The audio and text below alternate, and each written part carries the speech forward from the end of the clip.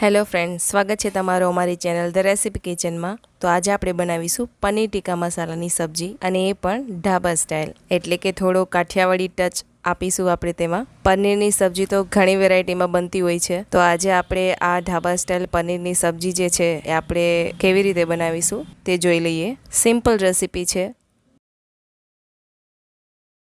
તો અહીં મેં 200 ગ્રામ જેટલા પનીરના ક્યુબ્સ છે તે લઈ લીધેલા છે। તેની સાથે તમે અહીં જોઈ શકો છો, મેં આ ટાઈપના મોરા ટમેટા જે આવે, એકદમ ખાટા દેશી નહીં, આવા થોડા ઓવેલ શેપમાં આવશે, જે એકદમ ખાટા નથી હોતા,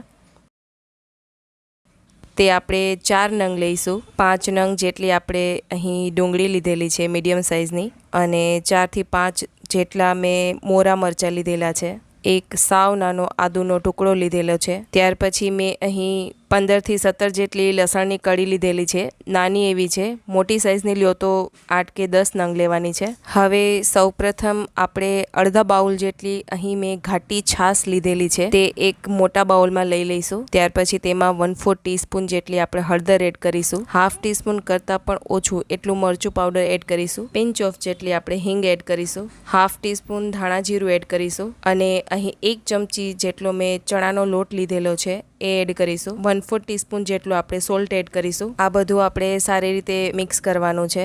ચણાનો લોટ સારી રીતે મિક્સ થઈ જાય એટલે આ રીતનું બેટર આપણું રેડી થઈ જશે।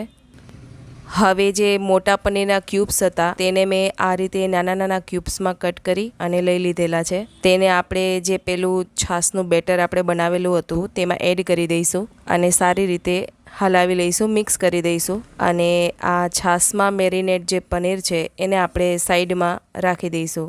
હવે તમે જોઈ શકો છો, અહીં ટામેટાં, ડુંગળી અને મરચાં આ રીતે મેં કટ કરી લીધેલા છે। તેમાંથી આપણે 1 ટામેટું અને 1 મીડિયમ સાઇઝની ડુંગળી થાય એટલા ટામેટાં અને ડુંગળીના પીસીસ છે એ આપણે સાઈડમાં લઈ લઈશું, જે આપણે સલાડ માટે યુઝ કરીશું લાસ્ટમાં। હવે અહીં એક તપેલામાં મેં 2 પાવરા જેટલું તેલ લીધેલું છે, મતલબ કે 4 કે 5 ટેબલ સ્પૂન જેટલું થશે। તેલ થોડું ગરમ થાય એટલે હવે તેમાં 1/4 ટીસ્પૂન જેટલું આપણે જીરું એડ કરીશું। ત્યાર પછી તેમાં 2 લવિંગ, 1 તજ, અને આ રીતે 3 સૂકા લાલ મરચાં જે છે એ આપણે એડ કરીશું। અને અહીં 1/8 ટીસ્પૂન જેટલી આપણે હિંગ એડ કરીશું। થોડી એવી સૂકા મસાલાની જે આપણે એડ કરેલા છે એની સ્મેલ આવે એટલે આપણે જે પેલા ટામેટાં, ડુંગળી અને મરચાં સુધારેલા હતા એ આપણે એડ કરીશું।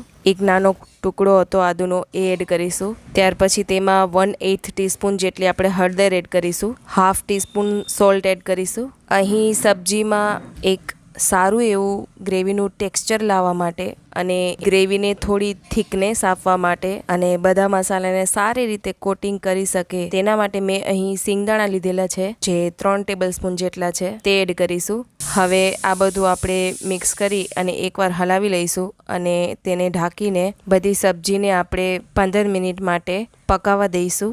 ત્યાર પછી અહીંયા જે લસણની કળી જે મેં રાખેલી હતી એ વિડીયોમાં લેવાનું સ્કીપ થઈ ગયું છે, તે પણ આપણે એડ કરવાનું છે। 15 મિનિટ પછી તમે જોઈ શકો છો, સબ્જી આપણી આ રીતની થોડી એવી પાકી ગઈ છે। 15 મિનિટ પછી આપણે ગેસ ઓફ કરી દઈશું। આપણે તેને એકદમ બાફવાની નથી, સબ્જી આપણી ઠંડી પડી જાય એટલે આપણે આ રીતનું ગ્રાઇન્ડર જાર આવે તેમાં એડ કરી દઈશું। તેમાંથી જે સૂકા લાલ મરચાં છે એના આ રીતે ડંઠલ જે છે એ આપણે કાઢી લઈશું। તમે જોઈ શકો છો, ગ્રાઇન્ડ કર્યા પછી આ રીતનું ગ્રેવીનું જે મિક્સચર છે એ રેડી થઈ ગયું છે। ફરી પાછું આપણે નાની એવી કઢાઈ લઈશું, તેમાં આપણે 4 પાવરા જેટલું તેલ એડ કરવાનું છે। અહીં મેં સિંગ તેલ લીધેલું છે, તમે કોઈ બી કુકિંગ ઓઇલ લઈ શકો છો। તેલ થોડું ગરમ થાય એટલે તેમાં 1/4 ટીસ્પૂન જેટલું જીરું એડ કરવાનું છે। ત્યાર પછી આપણે તેમાં 2 લવિંગ, 1 તજ અને 1 સૂકું લાલ મરચું ફરીથી એડ કરીશું। 1/4 ટીસ્પૂન જેટલી આપણે હિંગ એડ કરીશું। ત્યાર પછી આપણે જે ઘાટી છાશ અને ચણાના લોટમાં આપણે જે પનીર મેરિનેટ કરીને રાખેલું હતું તે આપણે એડ કરી દઈશું, અને સારી રીતે આ રીતે હલાવી લઈશું। 5-1 મિનિટ જેવું થાય એટલે આપણે જે ગ્રેવી બનાવીને રેડી કરી રાખી હતી તે આપણે એડ કરી દઈશું। તેમાં આપણે 1 ચમચી જેટલું મરચું પાવડર એડ કરીશું। 1/4 ટીસ્પૂન ધાણા જીરું એડ કરીશું। 1 ચમચી જેટલો આપણે કિચન કિંગ મસાલો એડ કરીશું।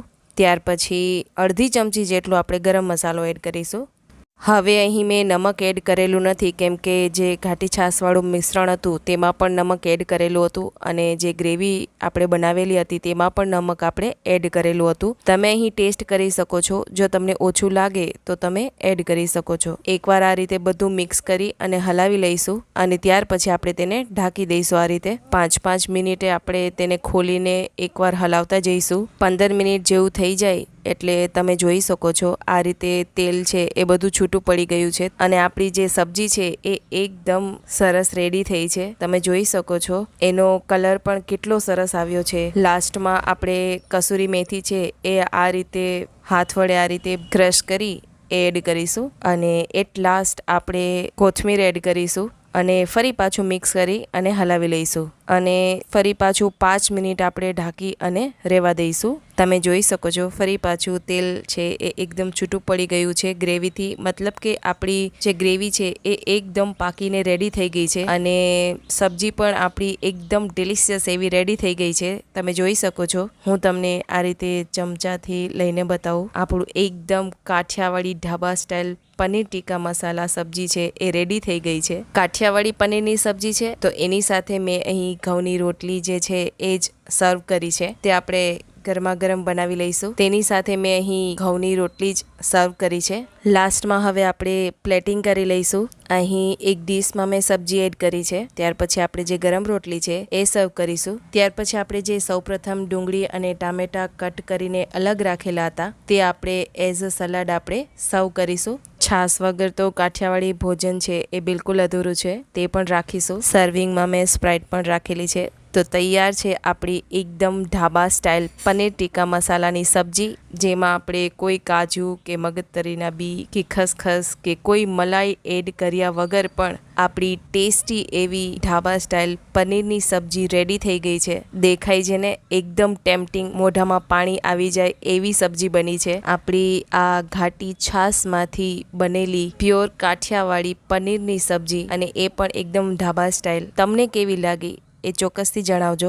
અને જો રેસીપી તમને અમારી પસંદ આવતી હોય તો અમારી ચેનલને લાઇક, શેર અને સબસ્ક્રાઇબ કરવાનું ના ભૂલશો. ફરીથી મળીશું આપણે એક નવી જ ટેસ્ટી અને ડિલિશિયસ રેસીપી સાથે. અને હા, વિડીયો જોવા માટે થેન્ક યુ.